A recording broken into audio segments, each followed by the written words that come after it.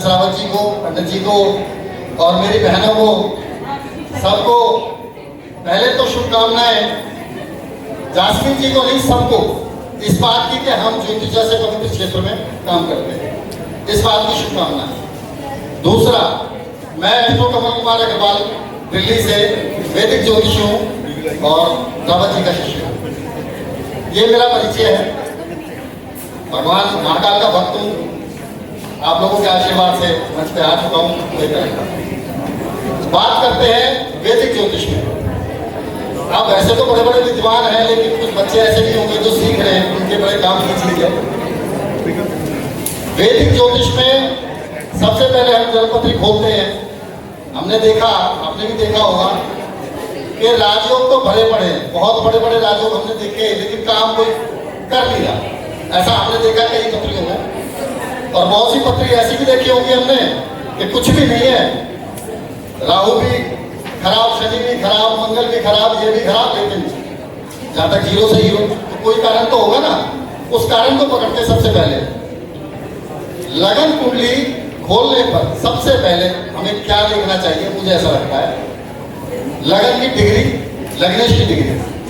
Okay, ग्रह कहीं ना कहीं तो बैठा होगा, प्रभाव तो देगा ही देगा, लेकिन मुझे ऐसा लगता है कि लगन और लग्नेश बली है तो सारे ग्रह खराब हो जाए कोई फर्क नहीं पड़ता मेरे हिसाब से। एक बात। दूसरी बात, अंक के ऊपर चलते हैं, क्योंकि जब तक लगन की डिग्री नहीं होगी काम नहीं कर पाएगा। जाता है 0 डिग्री से लेकर 6 डिग्री के बीच में आती है बाल अवस्था, और 6 डिग्री के बाद में 12 डिग्री तक आती है किशोर अवस्था।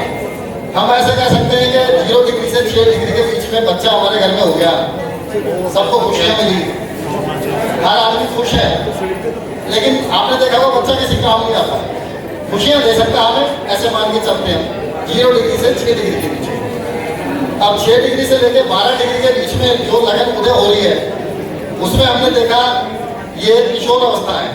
किशोर अवस्था के बीच में जो लगन उदय हो रही है, वो जहां तक आप देखना, आप कोई भी ग्रह लगन में बैठा हो, उसके अंदर चौहलबाजी बहुत ज्यादा होगी, हंसी मजाक बहुत करता होगा, उछल कूद बहुत करता होगा, चाहे वो 60 साल का आदमी है। 6 डिग्री से 12 डिग्री के बीच में।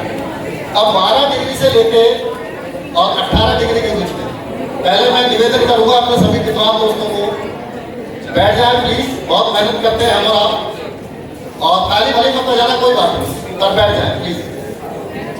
12 डिग्री से 18 डिग्री के बीच में जो लगन और लग्नेश उदय हो रहे हैं, ये बहुत महत्वपूर्ण है।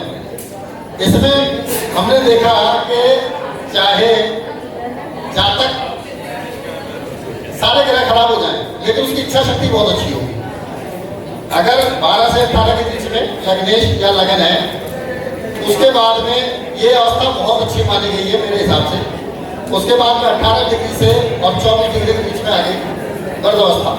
गर्द अवस्था में जातक करता है, मेहनती होता है, करता है, दिमाग का तेज होता है, लेकिन ज्यादा उसके अंदर एनर्जी नहीं होती, अपने दिमाग से काम करता रहता, वो एक गलत बात है। ऐसे मान के चलो जैसे 60 साल का, 50 से 60 साल का आदमी है।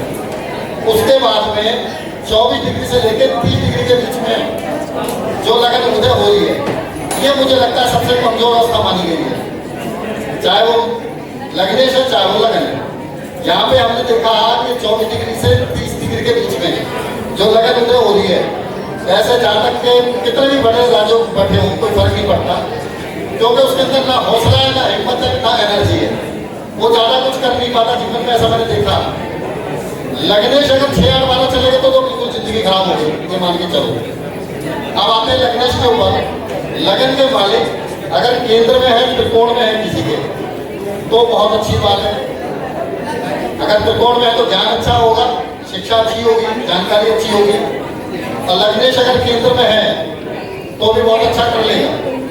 लेकिन अगर किसी जातक का लग्नेश छठे घर में हो तो ऐसा लगता है कि जीवन में संघर्ष बहुत ज्यादा है, कड़ा संघर्ष। ऐसा जातक अगर अपने जन्म स्थान से दूर जाके काम करता है, कम से कम एक स्टेट पार करके, ज्यादा पार करे तो और ज्यादा उन्नति करेगा, काफी उन्नति करेगा, जिसका लग्नेश छठे घर में है। लेकिन रोग कर्जा बीमारी से वो फिर भी परेशान है। अब जिसका अष्टम भाव में लग्नेश चला गया, अष्टम भाव का लग्नेश जिसके अंदर होगा वो अगर मित्र राशि में है लग्नेश, जब तो बहुत अच्छा कर लेगा मतलब संघर्ष तो फिर भी रहेगा, काफी कड़ा संघर्ष होगा। हमने कई बार देखा कि जैसे कहने में भी शायद अच्छा नहीं लगता, रेडी वाले हैं या रिक्शा वाले हैं या छोटे काम काज करते हैं, सारे करते हैं, और वो लोग जहाँ तक ऐसे होते हैं जिनका लग्नेश अष्टम में है, उसमें भी पाप प्रभाव हो जाए तो बहुत दिक्कत आती है, संघर्ष बहुत होता है। उसके बाद में जिसका लग्नेश 12वें घर में है, अब लग्नेश 12वें घर में है तो लग्नेश 12वें घर में जाएगा तो ऐसा आदमी या तो विदेश चला जाए, या तो ऐसा आदमी घर से दूर चला जाए, परिवार से दूर चला जाए, कम से कम 1 या 2 स्टेट जन्म स्थान से पार कर जाए, तब तो वो जीवन जी लेगा, नहीं तो जीवन में कड़ा संघर्ष उसे झेलना पड़ेगा, ऐसा मुझे लगता है। ये हुई लगन और लग्नेश की बात। इसके बाद मेरा पसंदीदा टॉपिक है, बहन जी जानते हैं, गुरु जी भी जानते हैं, और जय महाकाल। चंद्रमा एक ऐसा ग्रह है, हम सभी जानते हैं, और ऐसा कोई भी बच्चा बड़ा बुरा नहीं होगा जो चंद्रमा को नहीं जानता, लेकिन यही चंद्रमा समझ बहुत कम लोगों में आता है। मैं भी तो बहुत बड़ा विद्वान नहीं हूँ, लेकिन सीखा मैंने अपने गुरुजनों से और सर्च और रिसर्च के अनुसार चंद्रमा लगभग 80% जलपत्रों में खराब मिलेगा, 80%, ज्यादा भी हो सकते हैं। लेकिन जब चंद्रमा खराब होगा तो क्या देगा और क्या नहीं दे सकता, इस पे बात करते हैं। चंद्रमा 80% खराब कैसे होता है कि महीने में 27 दिन उसको घूमना है। अब वो राहु देव के साथ रहेंगे, शनि देव के साथ रहेंगे, केतु देव के साथ रहेंगे, नीच के भी होंगे और मंगल के साथ भी रहेंगे। उसके बाद शुक्ल पक्ष का चंद्रमा तो चलो बड़ी हो गया, लेकिन 15 दिन के शुक्ल पक्ष का तो रहेगा, परेशानी देगा, 100% देगा। उसके बाद 80% चंद्रमा खराब हो जाएगा, लेकिन यही चंद्रमा 6-8-12 में चला गया, भली उच्च का हो परेशान करेगा, मानसिक तनाव देगा, टेंशन देगा, डिप्रेशन देगा। इसके बाद वो चंद्रमा क्या कमाल करता है उस पर बात करते हैं कि यही चंद्रमा अगर नवांश में अच्छा हो जाता है, बलवान हो जाता है, केंद्र और त्रिकोण में अच्छा चला जाता है, मित्र राशि में चला जाता है, तब क्या करेगा वो देखते हैं। जितने भी नेवी के अफसर हैं सबके चंद्रमा खराब मिलेंगे। सर्जन है, IPS, IAS, कलेक्टर हैं, सबके चंद्रमा खराब मिलेंगे। डॉक्टर हैं, सर्जन हैं, जितने बड़े बड़े सर्जन होंगे सबके चंद्रमा खराब मिलेंगे लगन कुंडली में, लेकिन नवमांश में अच्छे होंगे, ये पक्का। फौजी, पुलिस वाले, अब जब तक चंद्रमा खराब नहीं होगा वो गोली नहीं चला पाएंगे, वो कैसे गोली चलाएंगे, लेकिन तरक्की तो करते हैं ना जीवन में। उसके बाद वैज्ञानिक, साइंटिस्ट, उनके भी लगभग चंद्रमा खराब मिलेंगे, लेकिन देश के लिए बहुत कुछ करते हैं, तरक्की भी करते हैं। एक टाइम ऐसा भी आता है कि राजनेता भी बन जाते हैं। अब राजनेता होंगे जितने, हालांकि सबके राजनेताओं के चंद्रमा खराब नहीं होते, लेकिन ज्यादातर राजनेताओं के चंद्रमा खराब मिलेंगे, क्योंकि बेईमानी कहाँ से आएगी, जनता को बेवकूफ बनाने की कुवत कहाँ से आएगी, वो यही चंद्रमा देगा।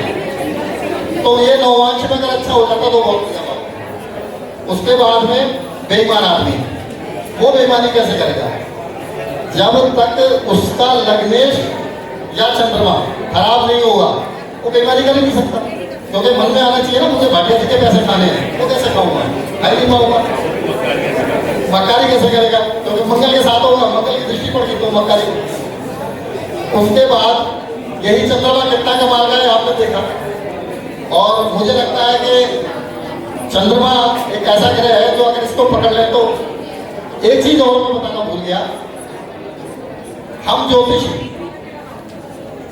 आप सभी से सीखा है मैंने, मैं कोई अलग से लेके नहीं आया हूँ। जितने भी ज्योतिषी हैं, अब सारे तो मैं नहीं कह सकता, लेकिन 95% ज्योतिषियों का चंद्रमा खराब मिलेगा।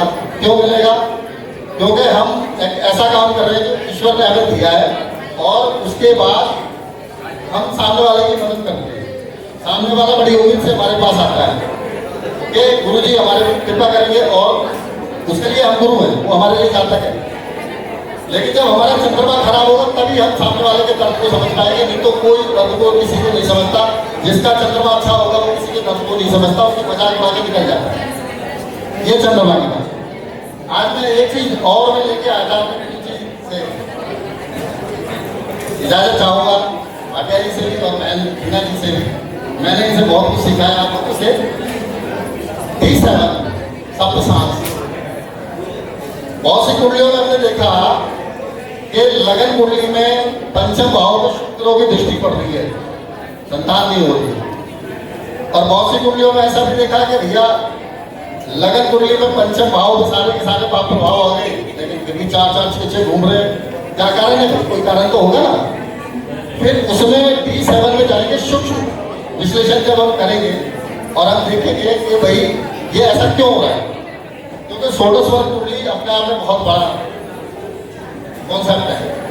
तो हम आज मैं थोड़ी मेहनत करके आप लोगों के लिए लेके आया हूँ कि D7 सप्तसांस कुंडली में हमें 4 चीजें पहले देखनी है। लगन, लग्नेश, पंचम भाव का कारक और पंचम भाव का मालिक। 5 चीजें हो गई। अब लगन बली तो बना टली। हर किसी षोडश वर्ग में लगन का मजबूत होना जरूरी है, क्योंकि जब शरीर में चांद नहीं होगी तो बच्चे कहां से पैदा करेगा। उसके बाद हम देखते हैं पंचम भाव। भावभूति भाव कारक 3 चीज जरूर देखनी है हमें। भाव में शनि की, मंगल की दृष्टि पड़ गई। अच्छा, मंगल की दृष्टि पड़ती है तो आज नहीं तो कल संतान जरूर होगी, भले को नीच का देख रहा है, नीच का बैठा है। ये मेरी सर्च कहती है। मंगल खराब नहीं हो सकता, शनि खराब हो सकता है।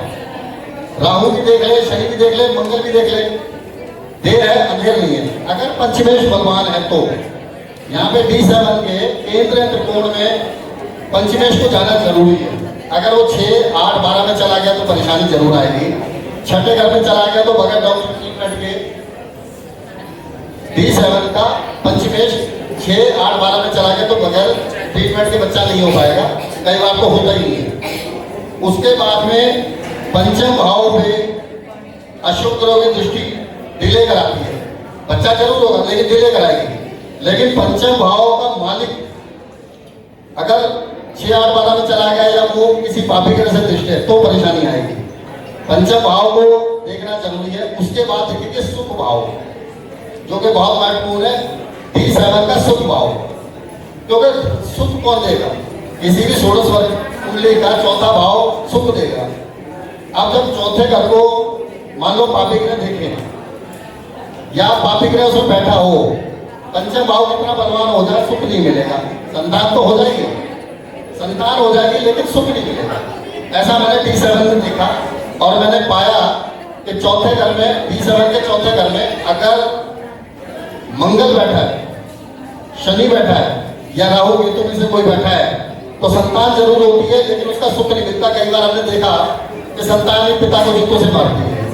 ऐसा तब जी तो सप्तसांस मैं कह रहा हूँ ना, मैं अभी आज इसी को लेकर आया। तो जब तक चौथे भाव के ऊपर किसी शुभ ग्रह का प्रभाव नहीं होगा तो संतान से किसी सुख की अपेक्षा न करें। और उसके साथ साथ आप देखिए कितने मोती हैं ज्योतिष में और अपने गुरुजनों से ये मैंने सीखा है, आशीर्वाद पाया है। इसी के साथ साथ मैं कमल कुमार अग्रवाल आपसे इजाजत चाहता हूँ। जय श्री महाकाल, नमस्कार और आशीर्वाद बनाए रखिए।